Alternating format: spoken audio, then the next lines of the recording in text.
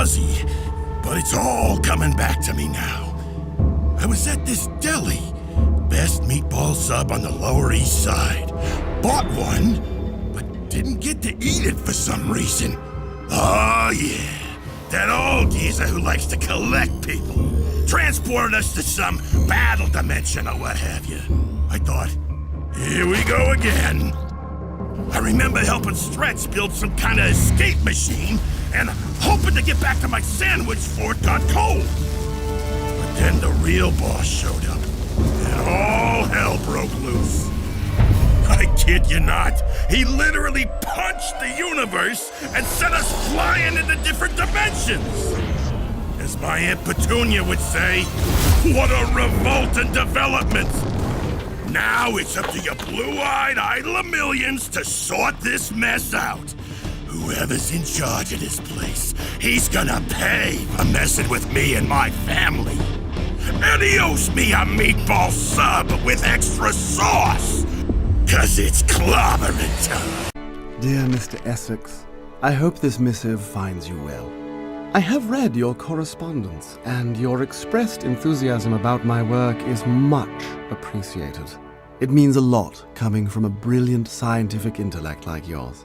In regards to your question, I am indeed familiar with your theory of accelerated human mutation. Particularly impressive was your hypothesis about biologic parcels and their role in the transmission of information between generations.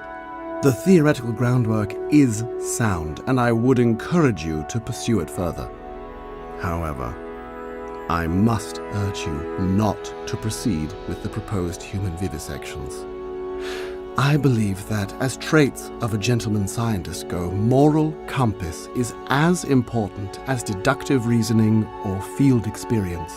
I must also discourage you from experimenting on yourself, lest we risk losing one of our most promising minds. The role of scientist must be one of shining a light on the wonders of creation, excising from the human mind the twin monsters of ignorance and prejudice. We must not create more monsters, nor become one ourselves. Using the awesome powers of science for such practices seems to me, for lack of a better word, sinister. Yours sincerely obliged, Charles Darwin. Sinister indeed, old man. But you had no idea how much. All right, let's think. How did I get here? Oh yeah, I was on a hot date with a Hollywood starlet that shall remain unnamed. An old man approached us. At first I thought it was the valet, but surprise, it was yet another space lunatic looking for quick fame on the back of a hard-working superhero celebrity. Can't I just have a quiet Sunday night without some cosmic kidnapper interrupting my plans? Next I know, I'm in space with the rest of the Fantastic Four. I remember Ben getting really riled up about a stupid meatball sandwich. Let it go, will ya? What about my hot date? She's never gonna forgive me for leaving her all alone with the paparazzi. Needless to say, things just went downhill from there. A giant Hulk showed up, punched us into 4 different dimensions.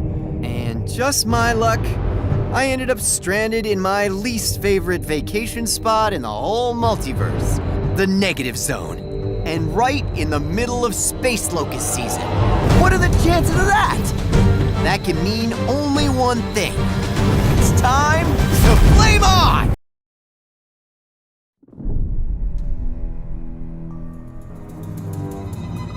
T-1 day until the Contest of Champions grand opening. Despite some false starts, most elements are in place. Battle arenas, a large cache of ISO-8 and catalysts, even a brand new isosphere. The last piece of the puzzle is a functional champion roster. The Maestro has demanded a large amount of top-notch warriors from multiple realities, with little regard to logistics. Needless to say, one does not contradict a gamma-infused genocidal maniac, so I had to improvise. On a perfect solution for the long run, but realistically, how long can this contest last? 6 months? Maybe a year?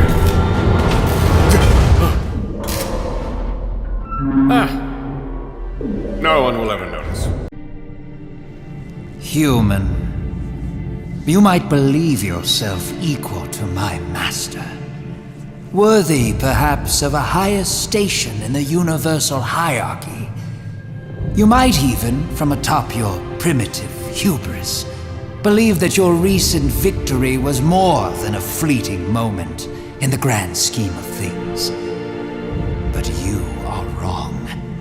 There are many universes, many realities, and within these, many outcomes of your same misguided actions.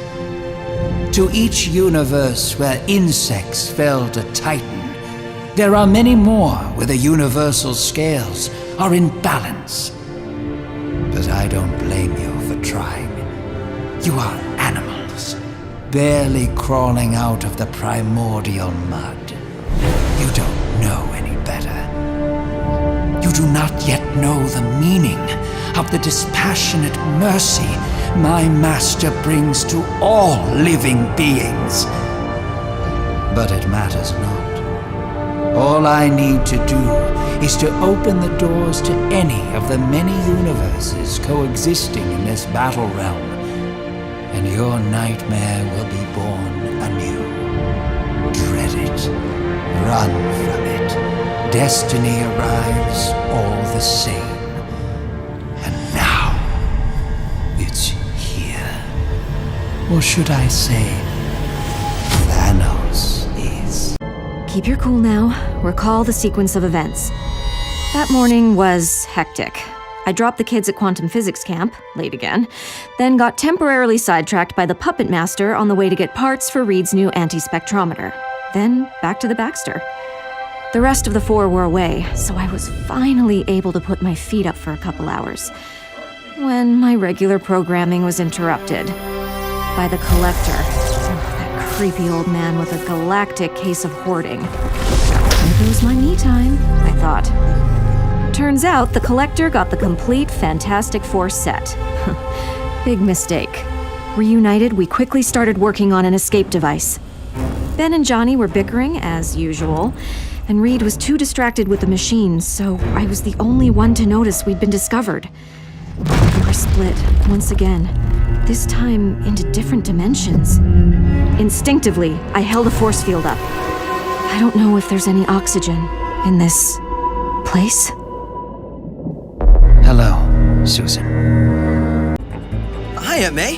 Here's the postcards of my trip to Europe, like you asked. The trip so far has been a blast. Ned, MJ, and the rest are having a lot of fun. Even Flash is being nicer. Sometimes. Almost. Barely. I've been practicing my Italian, beyond ordering at Pepe's, and you know what? You're right. Pizza is the universal language. Thanks for insisting on me bringing my pajamas. The nights here can be quite chilly, and having some extra layers definitely helps. Wink, wink. Hey, May! You'll never guess who I ran into! Nick Fury! If you never heard of him, that's because he's a spy. He's the spy. He's the director of a major government operation, and he needs my help. Oops. Maybe I shouldn't have told you that. Fury even shot Ned with a tranquilizer dart to avoid having his cover blown. Hi, Aunt May. Okay, the trip took another unexpected turn. Me, Fury, and that Mysterio guy got all sucked into a weird portal. And now we're in space. Well, not exactly, because we can still breathe. There's other spider people here, and we're supposed to fight each other, I think. I don't want to fight them, Aunt May. They seem like nice people. Anyway, I have no idea if there's a post office in this battle realm, so I'll keep these in my pocket until I can mail them to you. But it might take a while. It seems that I'm really far from home this time. Don't wish you were here. Peter.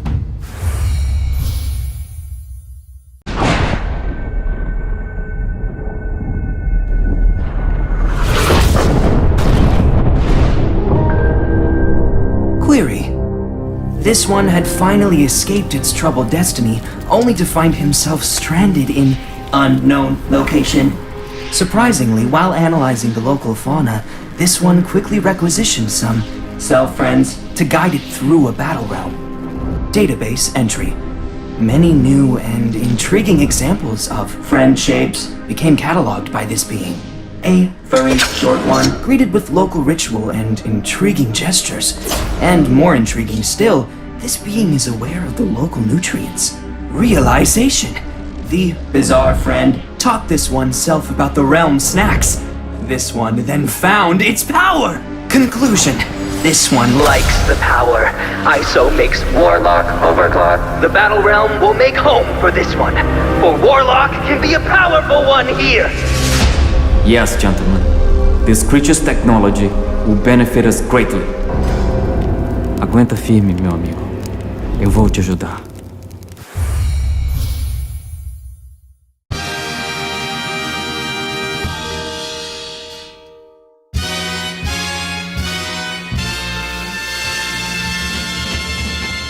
The battle realm is under siege. Evildoers are wreaking havoc. Unchecked, these sinister fiends will corrupt every man, woman, and child into mindless servants of evil to aid them in reaching their nefarious goals of cosmic domination. But fret not, onlooker. From another dimension, our ever-vigilant hero springs into action. The ever-resolute trans-dimensional law enforcer Arcus will not stand by and let this unspeakable tyranny take place on his watch.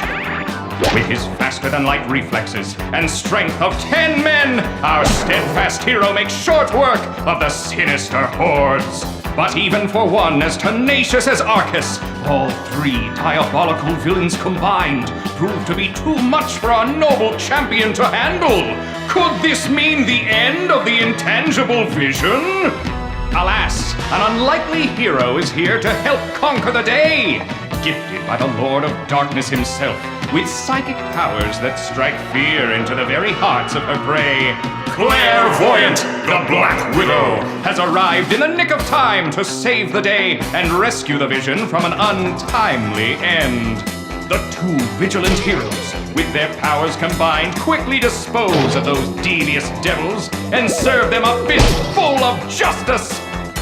Take heed, villains, and let this be a warning, for that anywhere evil lurks or scoundrels plot, your evil aspirations will come to an end at the hands of the heroes of the Contest of Champions! Alchemax Core, Project Red Flower, Historical Research, Project Lead Dr. M. Faustus, Distribution strictly prohibited. 6000 BCE. First mentions of the mythical weapon known as the Bloodline. According to legend, the Bloodline was created by the Sumerian goddess Ereshkigal from a demon's spinal cord and feasted on the souls of human beings. 1750 BCE. Early efforts are made to convert the Bloodline into a weapon of human war. Despite the attempts by diverse ancient warlords, the demonic energy remained too dangerous to be handled by mere mortals. But the allure of the demon sword was too strong. Throughout history, many heroes and kings tried to tame the demon within the blade, only to succumb to its power. 974 CE. Hassan, the Witch Queen of Languria, finally bends the bloodline to her will by encasing it with a magic-infused alloy. The queen uses the new sword, now named Blut Dameron, to subjugate her own people. 998 CE. Queen Hassan is toppled by her subjects and her castle torched. The demon sword is found in the rubble and partially rebuilt by amateur bloodsmiths.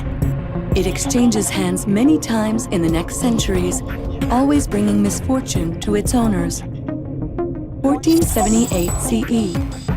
The demon sword is acquired by an order of French monks skilled in the arts of mystical metal casting. They work on restoring it for the next 20 years, reinforcing the spells created by Queen Hassan and rechristening the blade La Fleur du Mal. 1680 CE. In the next 2 centuries, the sword changes shape and purpose with each new owner. while becoming ever thirstier for human blood. And it is in one of the bloodiest periods of European history that the demon sword starts its long association with the guillotine bloodline. By the end of World War II, the guillotines had learned to let the sword guide their hands as much as they guide it, creating a mysterious symbiosis with that fearsome lineage of warriors fueled by mystic energy. But now, 155 years later, modern technology is able to democratize this energy, removing it from the ancient monopoly of a single lineage and offering it to the whole world for a low price. Like a wise man once said, magic is only science we don't understand yet. Welcome to the future of warfare. Welcome to Guillotine 2099. Starting mnemonic program. 240 seconds and counting. I remember being in my lab, frustrated by a broken hyperspatial equation. Years of work invalidated by a single rogue variable. Suddenly, I get a surprise visit by the Collector. His menagerie seemingly in short supply of failed human scientists. As my atoms shoot through space, I almost feel a sense of relief. Abducted by an elder of the universe. Great excuse for not facing my shortcomings. I'm teleported to the Collector's so-called battle realm. Readings indicate near maximum structural entropy. At this state, this place should be collapsing. Instead, it's being kept in an indefinite coma by a massive energy radiating from its core. The rest of the four are here as well. We break loose from the Collector and work on an improvised escape beacon. Ben and Johnny talk trivialities, trusting my plan will work, but I'm not sure. Escaping this place will demand sacrifice. Sue warns me of something, but I'm too distracted to react in time. She always complains I don't listen. We are forcefully split into 4 separate dimensions by a powerful concussive force. I crash land in what appears to be an accelerated time loop dimension. I theorized about these, but never thought I would experience one. I'm being painfully stretched through space-time, forced to repeatedly live my life in fast forward. New memories are erased each time cycle. Any science made here needs to be applied fast. 240 seconds. 4 minutes to solve the work of a lifetime. The beacon's battery is failing. I have only one chance to broadcast my signal in the right direction, but I need a coordinate. One rogue variable, lost in the vastness of the multiverse. The broken equation awaits back home, laughing at my utter and complete inadequacy. I'm sorry, Sue. I should have listened.